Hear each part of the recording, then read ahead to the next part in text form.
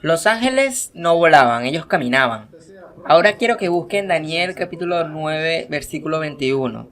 En sus Biblias de la de casa encontrarán este capítulo diciendo: Yo hablaba todavía en oración cuando Gabriel, ese hombre al que había visto al comienzo de la visión, se acercó a mí en rápido vuelo. Gabriel llegó volando, volando rápidamente. ¿Saben lo que está escrito en hebreo? En el verbo, el participio y el sustantivo está escrito llegó cansado.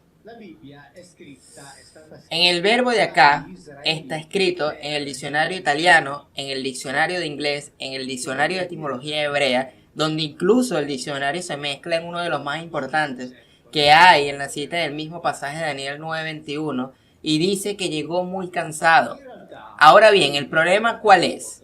Que como Gabriel debe ser un ángel, cosa que no es, porque como lo dijo la última señora, el hombre que había visto, tanto es así que cuando Daniel ve a llegar a Gabriel, dice que ve llegar un individuo masculino, un hombre, porque los considerados ángeles bíblicos eran en realidad individuos de carne y hueso, se le podían ver.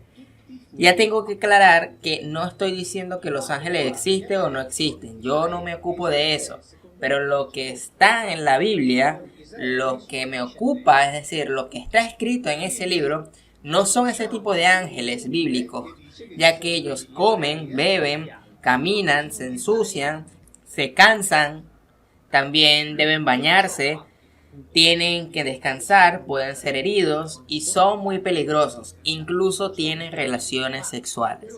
Y era mejor no encontrarse con un ángel, no encontrarse con un Gabriel. Y Gabriel era uno de ellos.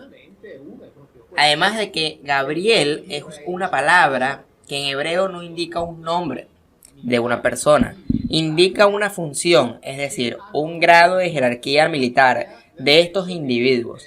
Y era uno que ejerce el poder, un Gabriel, por cuenta de él. Gabriel llega muy cansado, pero tenemos en las Biblias modernas con la palabra volando.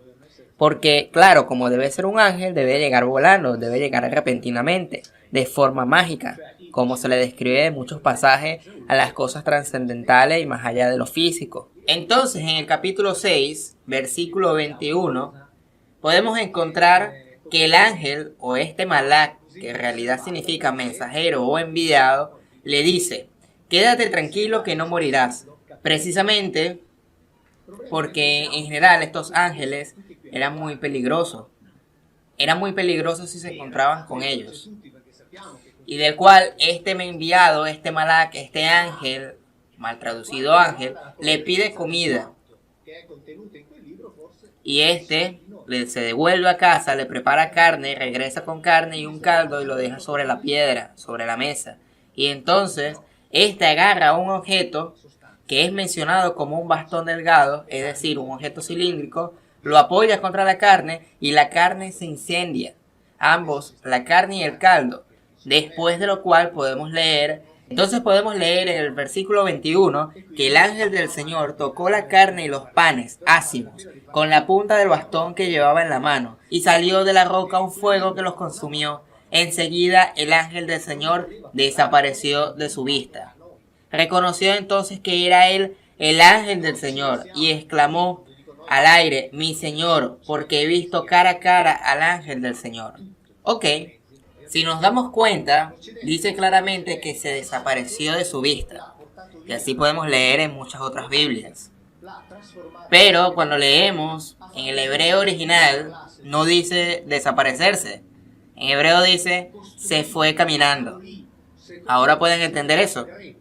Así que como un ángel tiene que desaparecer, solamente que no está descrito así, no es un ángel. Primero, por lo tanto, se va caminando. Y eso es muy lógico, es todo coherente, ahora se entiende.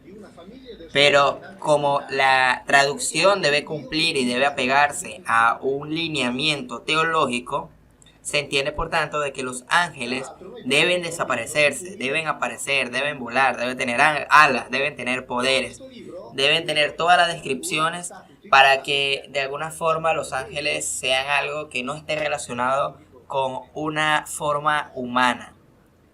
Pero esto En realidad sí está relacionado con forma humana si tenemos las reales traducciones. En el momento en que se establece que la Biblia debe hablar de un mundo espiritual, por lo tanto de un Dios omnipotente y todo lo demás, por lo tanto los ángeles, todo está presentado, todo está traducido en función a esa idea. Como digo a menudo, leemos las explicaciones nada más, sin leer la Biblia. Y las explicaciones están escritas como si la Biblia no hubiera sido escrita, como si no existiese.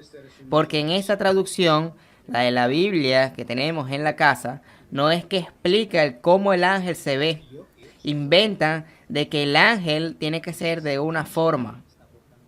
Cuando en realidad en la Biblia, en la Real Biblia, en el hebreo, explican de que es un hombre masculino que camina, se llega cansado, necesita alimentarse. Es un ser humano normal, común y corriente. Y esto es así para todos, esto se aplica para todos. Lo que pasa es que desde el momento en que se establece como regla primera algo determinado, a partir de ahí debe de hacer coincidir todas las ideas subsiguientes dentro del texto. Y eso es lo que son las interpretaciones. Es decir, colocar en el texto lo que el texto no dice.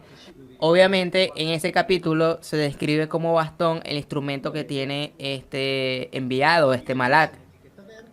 Pero si hurgamos, en ese momento no tenían el lenguaje suficiente para describir un objeto mecánico y suficientemente inteligente de alta tecnología. Porque obviamente, como sabemos, un bastón real no produce ese efecto en la comida. No produce ese efecto de microondas de andar calentando la comida. Así que la Biblia está llena de una gran forma tecnológica, está llena de mucha tecnología, pero descrita en el lenguaje de aquel tiempo y que por tanto es más difícil llegar a esas conclusiones actuales porque normalmente se piensa de que en ese entonces no existía la tecnología que existe actualmente. Por lo tanto se hace más difícil la lectura y aún más si se hace una mala traducción al respecto del hebreo hacia el italiano, el inglés o el español. Y si hacemos de cuenta de que lo que dice la Biblia es verdad, entonces todo va haciendo o se va haciendo más coherente, va teniendo más comprensión, algo más simple de lo que las explicaciones tratan de darnos a entender, apegados a una teología determinada.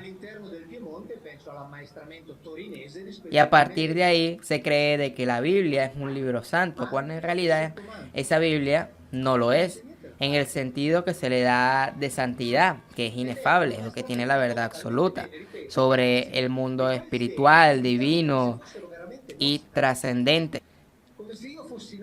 Pero si leemos el libro de Eclesiastés, claramente este escritor nos dice de que los animales y los hombres no tienen ninguna diferencia y que todos tienen un mismo destino, es decir, la muerte. Después decir que el que escribió Eclesiastés no entiende nada porque no hay mucho interés en las cuestiones espirituales ni en la vida después de la muerte, de eso yo no me ocupo. Pero en la Biblia dice eso. Y si es que la Biblia fue inspirada por Dios, entonces deben tener en cuenta lo que está escrito en la Biblia, en este caso lo que dice el escritor de Eclesiastés.